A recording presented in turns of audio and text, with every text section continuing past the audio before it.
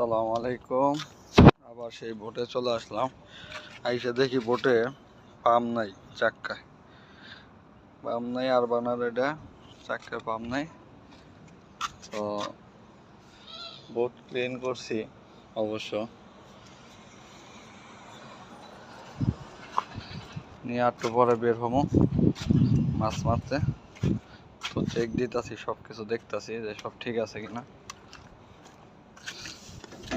দেখতেই পাচ্ছেন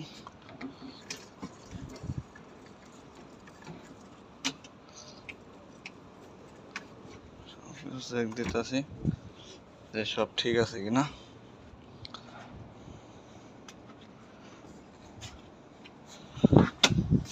ও মাই গড, এটা দিয়ে ভেঙে গেছে, আটা ছুটে গেছে।